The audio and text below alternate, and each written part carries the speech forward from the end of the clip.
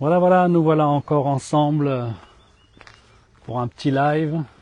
Donc je réfléchissais ce matin à mais de quoi je vais leur parler, qu'est-ce que je pourrais leur partager.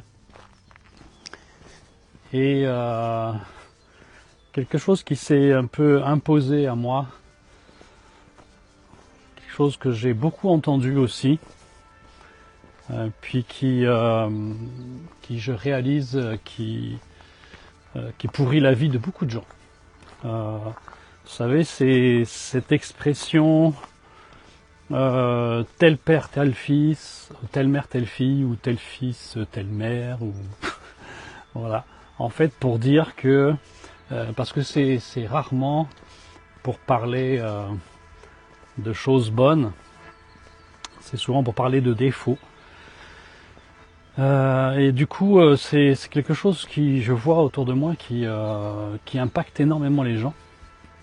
Donc, ouais, c'est cette expression tel père, tel fils, telle mère, telle fille, ou peu importe dans quel sens, et on peut croiser, qui pourrissent la vie des gens, parce que souvent c'est pour dire, ouais, c'est pour relever un caractère ou un trait de caractère qui est négatif. Et voilà, c'est pour l'enfant, enfin pour le fils ou pour la fille, ça veut tout dire. Ça veut dire que en fait, elle est condamnée à être comme son père, à être comme sa mère. Moi, j'ai vécu en tant qu'enfant dans l'alcoolisme. J'avais un père alcoolique, j'ai perdu ma maman très très jeune. Mon père n'a pas supporté et donc a sombré dans l'alcoolisme. Et quand j'étais ado, que ce soit même dans les églises, j'entendais ce genre de bêtises. Excusez-moi, mais j'ai pas d'autre mot pour. Et du coup, j'entendais, oui, très souvent, si le père est alcoolique, le fils sera alcoolique. Et je ne comprends, enfin, je ne comprenais pas comment on pouvait dire une chose pareille et comment c'était possible en fait. C'est qu'est-ce qui faisait que parce que j'avais un père alcoolique, j'allais devenir moi-même alcoolique. Ouais, je ne pouvais pas ni comprendre ni accepter d'ailleurs. Mais en plus, je vois aujourd'hui, avec le temps, qu'il y a beaucoup de gens dans ce domaine-là qui souffrent énormément parce que il y a comme une espèce de malédiction et on finit par accepter eh bien que c'est vrai et ça c'est dramatique. Donc voilà, c'est comme une espèce de malédiction qui est collée à ma peau et du coup je ne peux pas faire autrement et c'est un drame pour moi parce que ça veut dire que la personne eh bien, elle va finir par trouver normal, finalement, si je reste dans le domaine de l'alcoolisme par exemple, mais ça peut être plein d'autres domaines, hein, ça peut être la colère, ça peut être le mensonge, ça peut être la jalousie, ça peut être toutes sortes de caractères, de comportements qui peuvent être dommageables, comme la violence. Si je pense que je suis violent et que en fait c'est pas de ma faute, que c'est un héritage que j'ai reçu, j'ai hérité ça de mon père ou de ma mère, et ben comment je vais faire pour m'en sortir? Et il y a une expression dans le milieu chrétien, et même je vois maintenant qu'on la trouve dans le milieu non chrétien, qui est de racheter ses racines. Je ne sais pas si vous avez déjà entendu ça, racheter ses racines. Ça veut dire, en fait, j'essaye de racheter ou de quelque part casser cette malédiction qui est transmise de père en fils. Et moi je crois aujourd'hui, et la science, les neurosciences le montrent, qu'il y a certaines choses qui se transmettent, certaines tares, certaines blessures, même des fois qui sont du domaine du non-dit, puisqu'on ne sait même pas de quoi ça parle, mais on sait que bien c'est quelque chose qui me colle à la peau.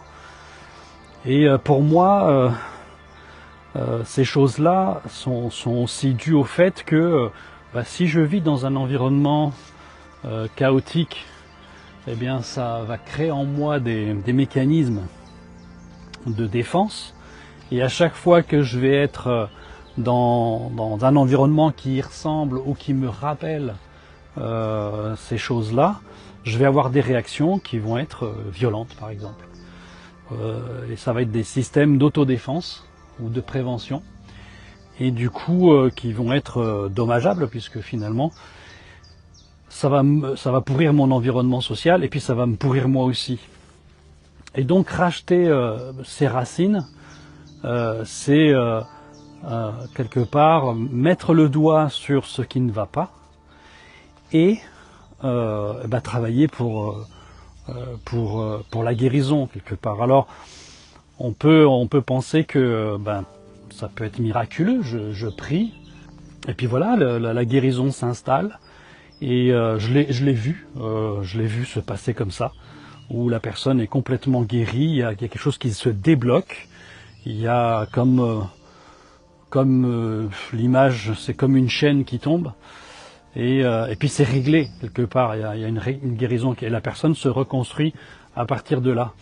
Et majoritairement, ce que je vois le plus souvent, c'est que les personnes prennent conscience de cette fragilité, de ce qui est en elles, par exemple la colère ou la violence, et du coup se disent mais je refuse, même si mon père était violent, ma mère était violente, je refuse de continuer, entre guillemets, à perpétrer ce trait de caractère, pour la simple raison que j'aurais pas le choix, comme mon père, ma mère étaient violentes, tel père, tel fils, et du coup je peux rien faire.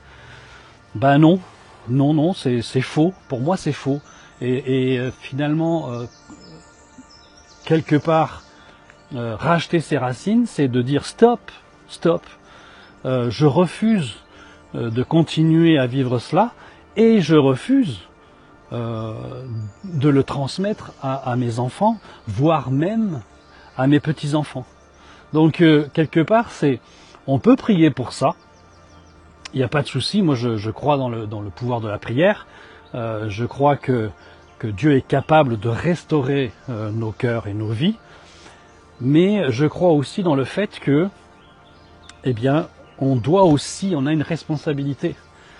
Notre responsabilité, c'est, si on est conscient de ces choses-là, c'est de se mettre au travail, de se mettre en recherche, en quête, de dire mais comment je pourrais être restauré, être, vous savez, comme si j'étais en panne, ou j'avais un défaut, et que je vais voir le garagiste et pour pouvoir être réparé. Alors parfois, comme je vous disais, Dieu le fait, et d'autres fois il faut que quelqu'un le fasse parce qu'il a ses compétences, et donc on va voir un psychologue, un psychiatre, un docteur, un ami, faire partie d'un groupe de parole, peu importe, mais en tout cas il existe des solutions pour travailler sur le thème qui m'intéresse. Donc je pense qu'aujourd'hui j'avais vraiment à cœur de parler de ça, parce que je pense aussi qu'on est nombreux dans ce cas-là. Et moi personnellement, je veux pas, maintenant je suis papy, et je veux pas transmettre à ma petite fille une espèce de truc qui traîne dans la famille, ou que moi j'aurais vécu, et que maintenant je veux transmettre à ma petite fille, ou sans le vouloir, parce que j'en veux rarement. Mais vous savez, par exemple, j'ai peur. Je suis quelqu'un qui vit dans la peur. J'ai peur de la mort, j'ai peur de la maladie, j'ai peur. Et du coup, à chaque fois que j'aurai ma petite fille, à avant même que ça arrive ou parce que je pense que ça pourrait arriver, je lui mets du stress en disant attention, va vite te laver les mains parce que tu vas choper des microbes. Eh bien, quelque part, je vais transmettre à ma petite fille une peur qui est la mienne, mais qu'elle ne connaît pas, elle ne vit pas. Voilà.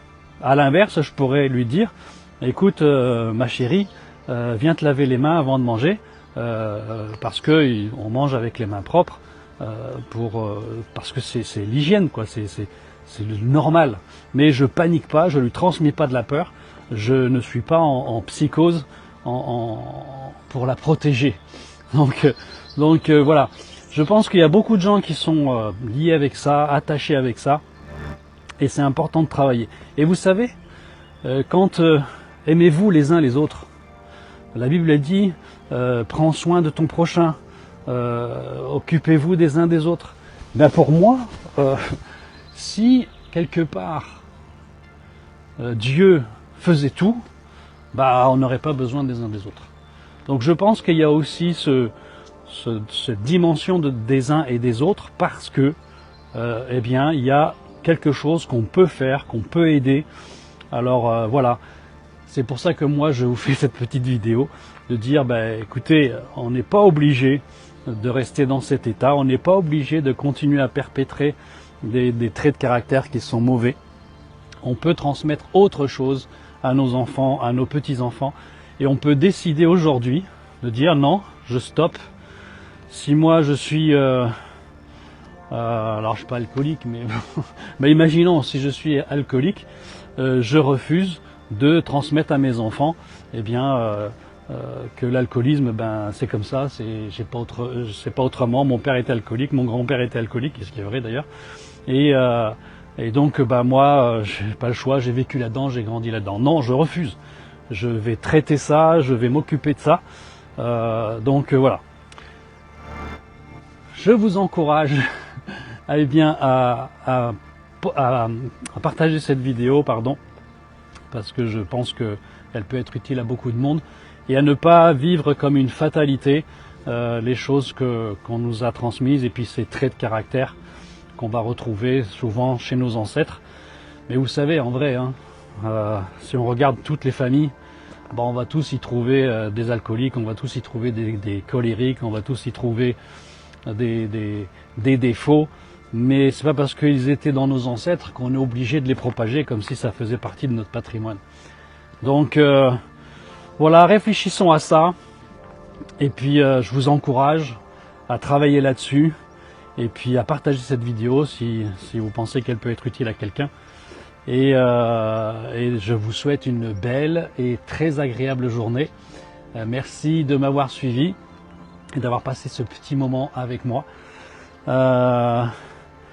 Voilà, ça pourrait être peut-être intéressant qu'un jour je fasse peut-être un espace où on puisse parler les uns les autres. Donc dites-moi si ça pourrait vous intéresser, une espèce de visioconférence ensemble un matin comme ça pour partager les uns avec les autres sur un thème. Donc mettez-moi avec vos petits messages en disant oui, moi ça m'intéresse. S'il y en a 2 ou 3 qui sont intéressés, eh bien un matin je ferai un partage, une visio pour qu'on puisse tous intervenir, que ce soit pas seulement Evaristo qui parle et voilà, qu'on fasse un espace d'échange. Voilà, je vous souhaite une belle et agréable journée, et puis j'espère que eh bien vous allez encore penser à quelqu'un aujourd'hui et vous allez l'aimer comme vous vous aimez vous-même. Allez, je vous embrasse très fort et je vous souhaite une belle journée. À très bientôt.